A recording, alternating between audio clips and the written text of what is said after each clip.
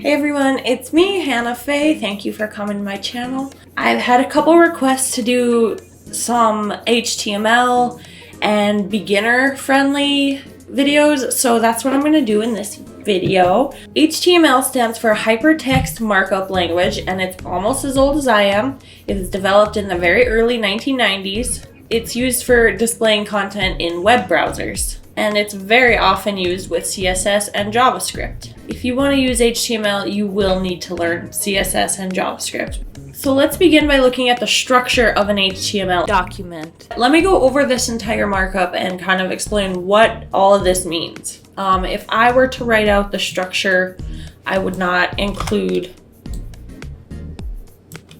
all of that, and this is how I would write. What this very first line right here is doing is telling the browser what type of document that this is. So from this opening HTML tag to the closing HTML tag, the browser should expect everything in between to be HTML code, and it should treat it as such.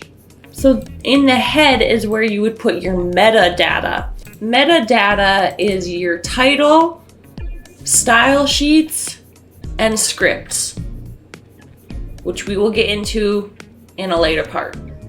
Then the body, in between the body tags, is where your page content goes. Everything that you want to display on the page, you put it in your body section. And this is just where the end of the document is.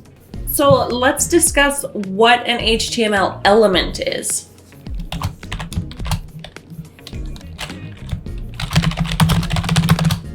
So this is what we call an element. And an element is made up of a few parts. We have our start tag, we have our content, and we have our end tag. There's also something called empty elements, and that's if you were to do this. By the way, this tag represents a paragraph. If you just don't put any content between a start and an end tag, it's called an empty element. Some elements don't really make sense to leave empty, like the paragraph element is one. But some elements have to be empty, and these are called void elements. If I put BR tag, see how it automatically put that space and dash in for me? You don't have to write it like that, but that's kind of the standard structure for it. And as you saw, it just automatically entered that for me in Visual Studio. And then if we type more words, hi, and then let's put another break in. This is a horizontal rule.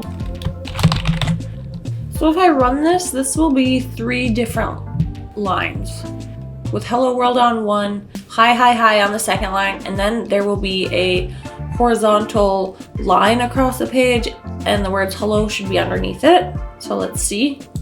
Okay, so yeah, so it came out exactly as expected. But basically, just want to show these empty elements and how they work, and that they work with just one tag. Elements can have attributes which modify the way that elements work. So for example, if we use the A tag, which is the anchor tag, and we put some text in here, it doesn't actually do anything. All we created was this text that says click here. It doesn't do anything significant.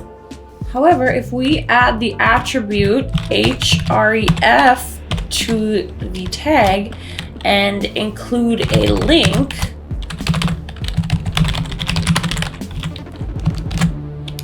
then when we go here, we can click there and it will take us to our link, which in this case is Google.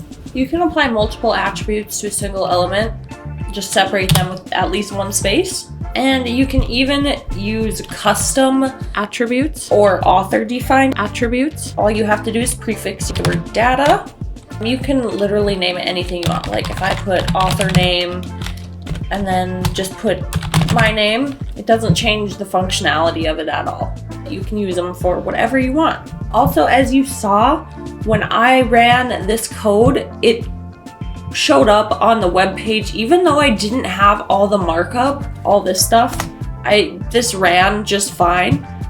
However, I do not recommend that. Your browser might read it just fine, but that doesn't mean that everyone's browser is going to read it or that it's going to look the same on every device. Don't expect to create web pages without using the markup. It's very important. So this is part 1 of, I don't know, I'll maybe do like 3 parts, I would guess.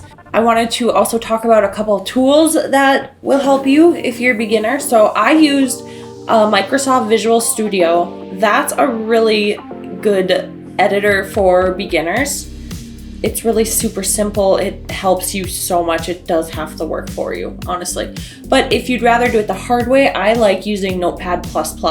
And also a couple websites that you can check out that have great resources for beginners are Codecademy.com. They have all sorts of free courses for beginners, so definitely check that out. And also check out W3schools.com. They have a ton of resources as well. If you like this video, make sure to give it a like and subscribe because there will be more coming out soon. And I will see you next time. Bye!